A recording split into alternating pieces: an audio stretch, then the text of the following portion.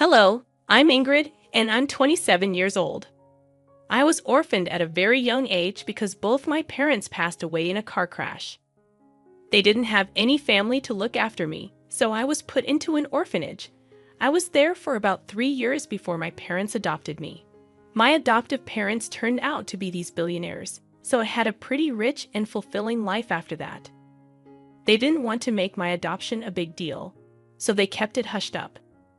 They wanted to do good without it having been broadcast everywhere. When I turned into an adult and had my own place, the two of them decided that they wanted to expand their business further and took to touring Europe in search of opportunities. It was around this time that I met Patrick, my now ex-husband. We met in college and instantly liked each other.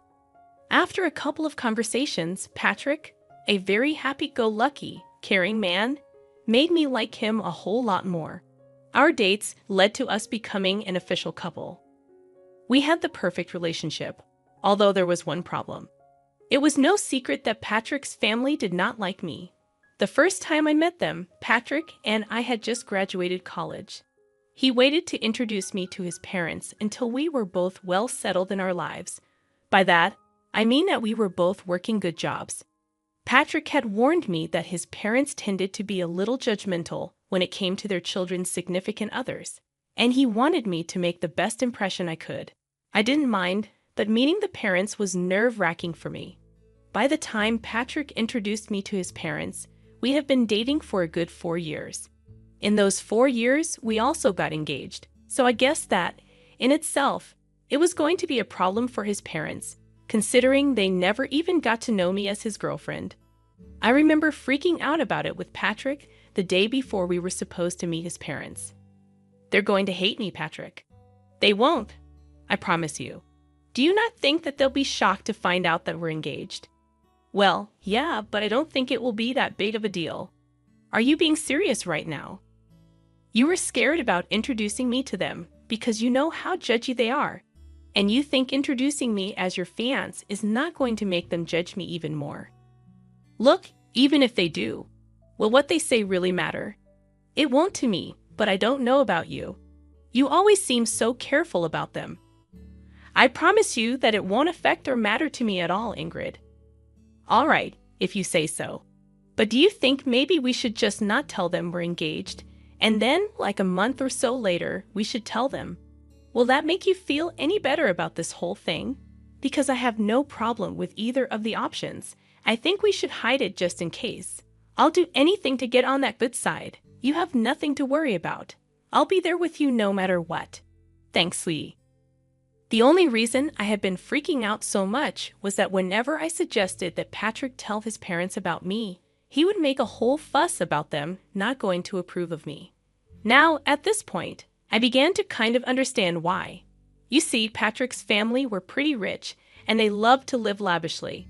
They wanted that for their children as well, and the only way they accepted their children dating was if they also mingled with people who were as rich or even richer than them.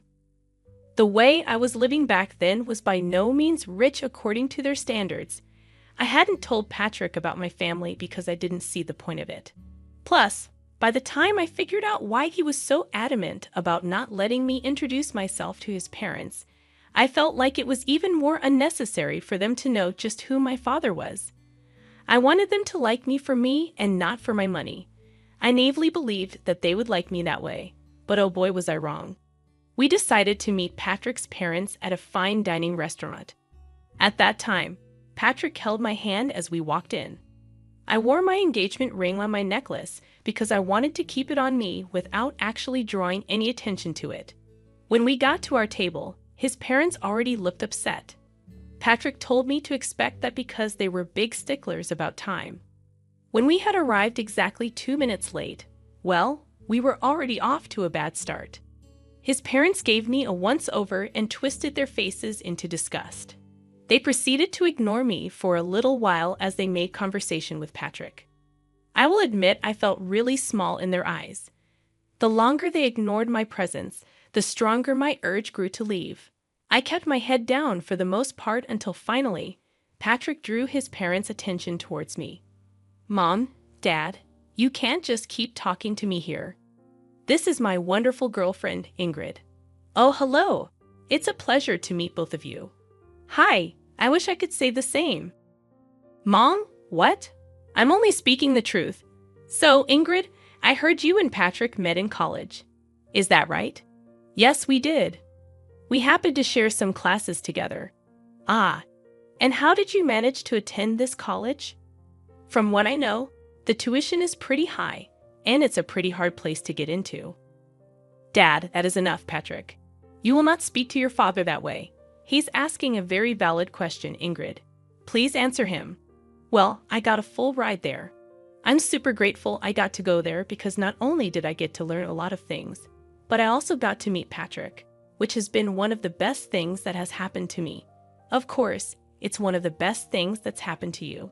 He's loaded, and you need that kind of money. At least you have some brains because your looks aren't all that good. You know what? That's enough. We're leaving. Come on, Ingrid. Patrick grabbed my hand, and we walked out. I was in shock at the way that his parents had treated me. I couldn't believe that people could be so mean so openly and to the person's face. I was in too much shock to even feel anything. The car ride back home was silent because Patrick was fuming. When we reached home, Patrick made it a point to make sure that I was doing okay. But truthfully, at the moment, I really did not know how to feel. I had dressed up nicely and made sure that I sat properly as well. I didn't order anything expensive, but somehow, without me even saying a word, Paula and Marley made their judgment about me. Patrick didn't speak to his parents for a while after that. They texted him and told him that we had been very disrespectful by walking out on them during lunch. Patrick didn't respond to that and only texted them about a month later to tell them that he had gotten engaged. His parents weren't too happy about it, but Patrick threatened them with no contact if they said or did anything against me. They offered to pay for our wedding on the condition that they got to make all the decisions regarding it. Obviously, neither Patrick nor I wanted that, so we decided to do the next best thing, elope. My parents were in Europe, and they knew about me eloping. They were just happy that I was happy. And they did send Patrick and me a gift. Patrick did raise his brows at how they sent us a pretty expensive painting as a gift. But I just brushed it off as them having enough money to spend it on that. After getting married, we next met Paula and Marley at a party that they had hosted. They invited us to celebrate their anniversary. Truth be told, I was actually pretty happy that they had invited me despite the dislike they held for me. When we got there, I was ignored by everyone. If you think being ignored by 2 people was embarrassing, being ignored by about 30 people was even worse. I hung by Patrick's side for the most part, but nobody even tried to talk to me. If I ever did try to speak and make conversation, people would just either look me up and down and walk away, or they would continue talking to Patrick as if I never said anything. By the end of the night, I was in tears. I was humiliated and downright disgusted by the behavior that everyone was showing. The crowd had asked Paula and Marley to make a speech at the end of the night, and they got up to make one. By this time, I was tired and I wanted to go home, but in their speech, they began by talking about how grateful they were to have almost everyone in the room in their lives. That was only the first jab that they threw at me. They kept making many more, which the guests kept laughing at. At some point, I just got up and walked out. I ordered an Uber and went back home.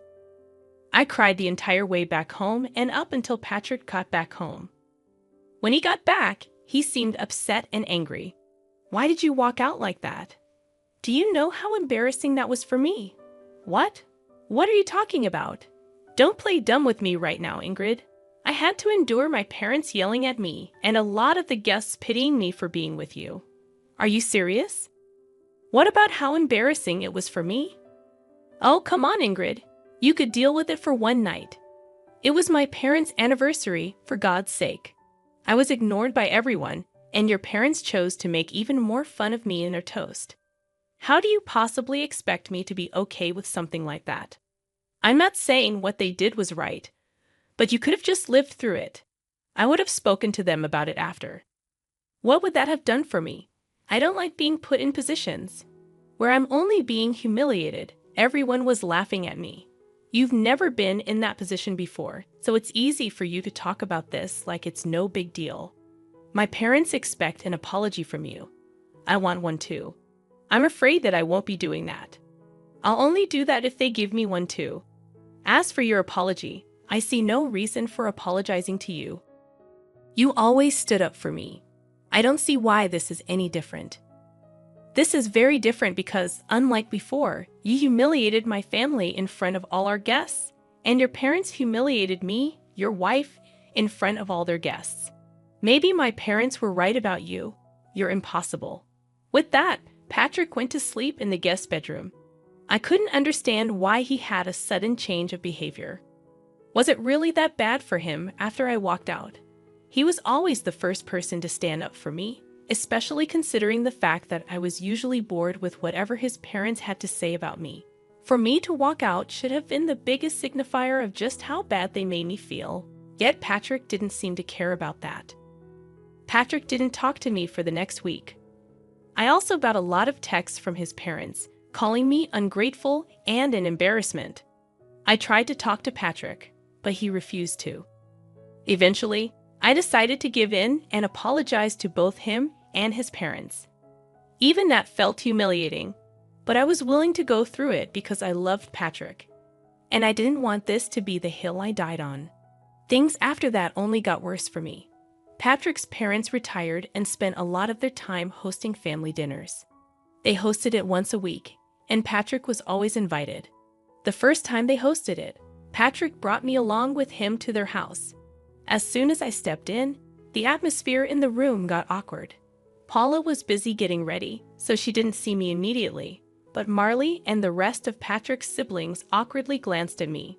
They didn't talk to me, and Patrick left me to stand by myself while he caught up with the rest of his family. When Paula came downstairs, she saw me and practically flew over to me in rage. "What are you doing here?" "Excuse me?" "No, I will not excuse you. What are you doing in my house right now?" "Well, you invited us for dinner." "Wrong. I invited Patrick because it's a family dinner. I'm Patrick's wife, so I'm a part of this family, am I not?" "Absolutely not. An orphan like you deserves no space in this family." "What? You thought you could hide the detail from us. We do background checks on our children's spouses, and you are not in my son's league whatsoever. I will never accept you here." "Why not? That can't be the only thing that determines whether I get to be a part of your family. You're ugly and poor. You'd never fit into our elite circles. I never want to see you again." "Why are you being so superficial? Are you scared that I'll damage your reputation just by existing? Does the fact that I bring your son happiness not satisfy you? If happiness brought in money, a lot of people would be billionaires. This is exactly why you'd never fit in with us. Or maybe I'll just never be as superficial as the rest of you because I value who a person actually is. You never even took the chance to get to know me before casting your judgments on me." "I'm glad I don't fit in with you, Ingrid. That's enough. Here's some money. Get yourself an Uber and leave." I stared at Patrick in shock as he held out the money. He shoved the money in my hands and turned back around towards his mother. She smirked at me. I felt tears spring into my eyes as I turned back around and walked out. I was once again crying in the Uber. I didn't understand why Patrick had changed so drastically. Was this his way of making up to his parents after the party? Whatever it was, I was hurt and angry at him. He was okay with his parents using my past as an insult and defending them instead of me, like he usually did. I wanted to yell and scream, but I knew that would only project a worse image of me and prove them right, which is why I walked away. I tried to think if anything I said was out of line, but I really did not see anything wrong. I was merely standing up for myself, calmly, might I add. After Patrick came back home, he went back to not talking to me. My heart was breaking, and I felt so alone. I knew that he expected another apology, but I couldn't bring myself to do it like the last time. Paula had blatantly insulted me in the worst way, and Patrick was angry at me for it. If anything, I expected an apology from him. For the next 2 weeks, Patrick and I didn't speak to each other. It was hard at first, but I got used to it. Eventually, the dinners his family hosted still happened, and about once a week, I was all alone at home, which I truthfully did not mind. On one of those nights, my parents video called me. Hey, honey. Hey, sweetie. How's it going? Hey, Dad. Hey, Mom. Things are not good. Why? What's wrong, sweetie? If you need help with anything, feel free to ask us. I don't think this is something you guys would be able to help me out with, but thanks for the offer. Where's Patrick? Is he not helping? That's the thing. He's part of the problem. Huh? Sweetie, could you be a little more clear about what the problem is? Well, his parents are pretty wealthy and also very snobby. Oh, I hate those kinds of people. Tell me about it. Anyways, they thought that I was some poor girl who could never live up to their standards and fit into their elite circles. So they took it upon themselves to humiliate me every time that I met them. What the hell? Oh yeah, and the last time I went over, Patrick's mom decided calling me an orphan was a good insult. Oh, that woman. I'm going to claw her face off.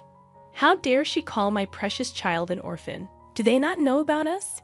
And what the hell has Patrick been doing in all this? I didn't tell them about you guys because I knew that their opinion of me would change if they knew.